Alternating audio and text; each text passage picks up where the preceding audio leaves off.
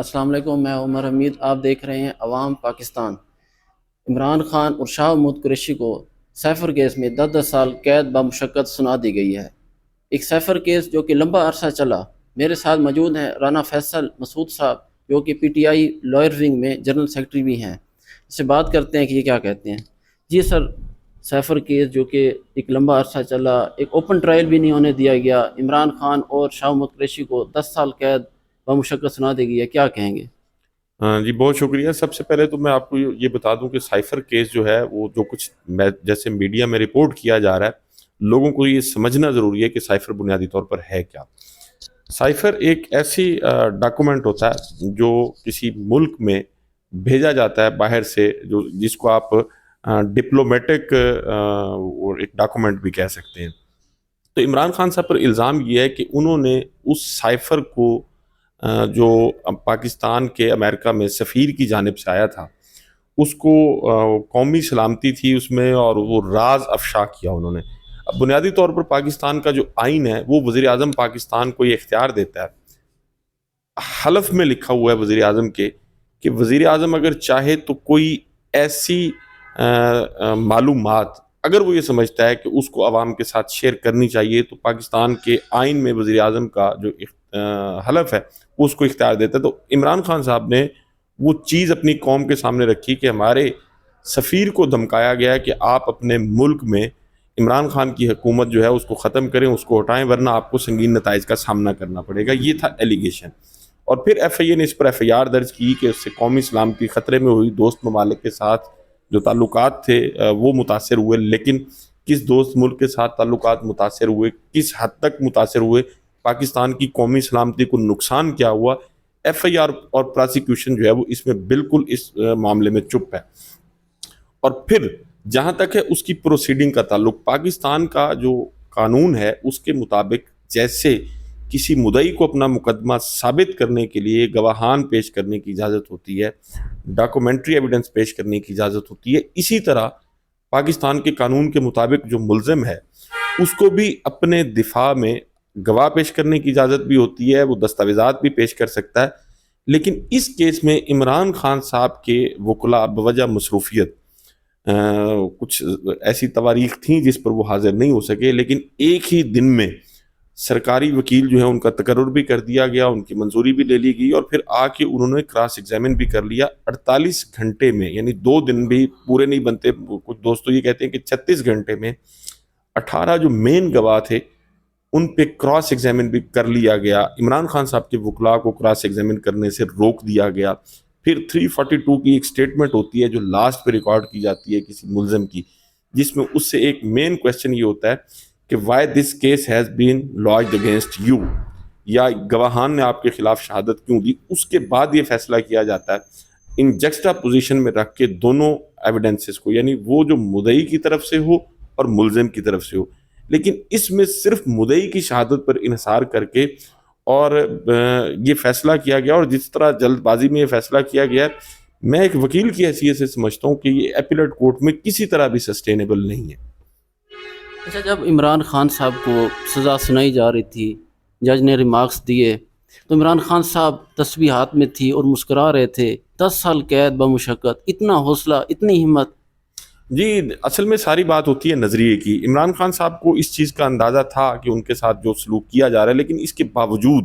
انہوں نے نہ تو ڈیل کی، اور پھر ایسی خبریں بھی آ رہی تھی کہ جی ان کی فیملی کو گرفتار کیا جائے گا، ان کو پریشرائز کیا جا رہا تھا، تو انہوں نے یہ کہہ دیا تھا کہ زیادہ سے زیادہ کیا کریں گے، میری بیوی کو گرفتار کریں گے، میری بہنوں کو گرفتار کریں گے، تو میں اس کے لیے بھی تیار ہوں۔ اور اب بھی انہوں نے یہی کہا کہ جی یہ مجھے 100 سال کی بھی اگر سزا دیتے ہیں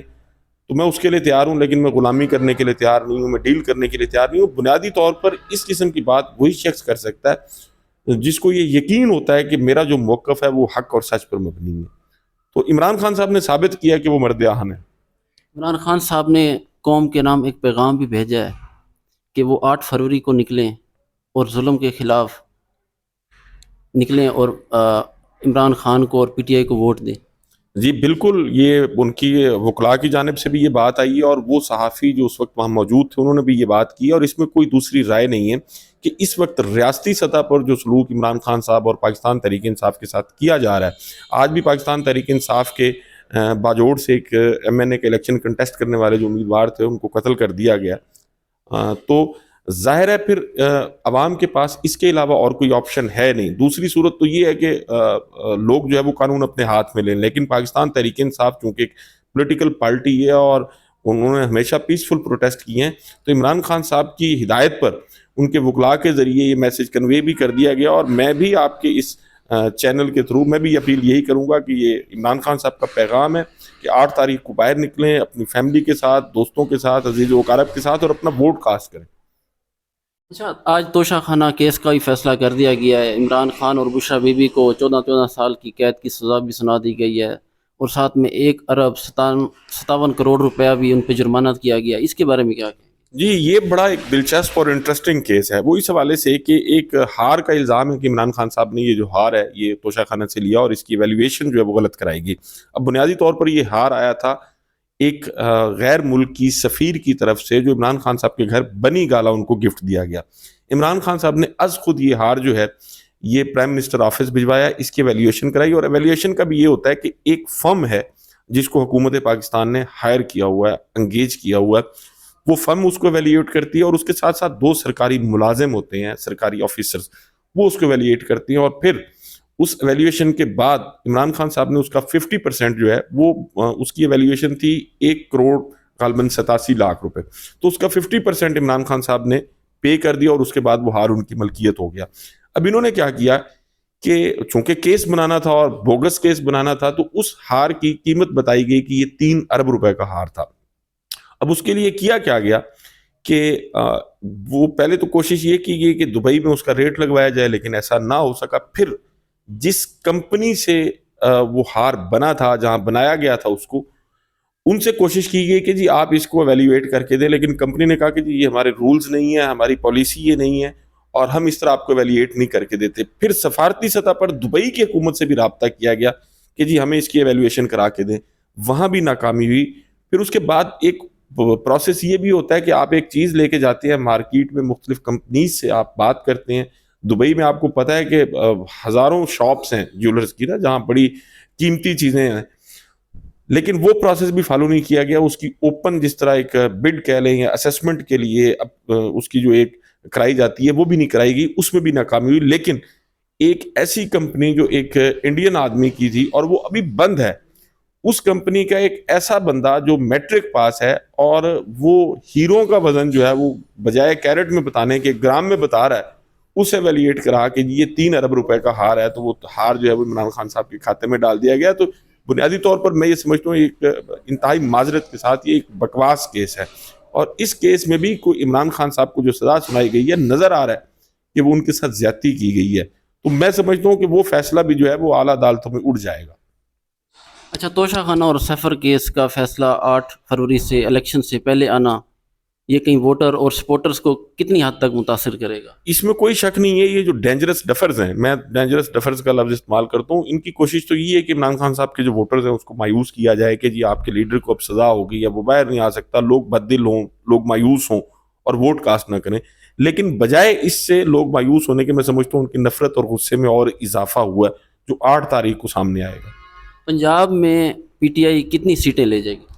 یہ تو میں ابھی یہ چونکہ قبل از وقت ہے، اس کی وجہ یہ بھی ہے میں خود بھی الیکشن کیمپین میں بزی ہوں،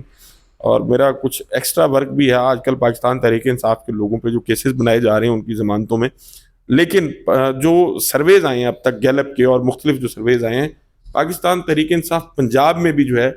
وہ لیڈ کر رہی ہے، اس میں کوئی دوسری رائے نہیں ہے۔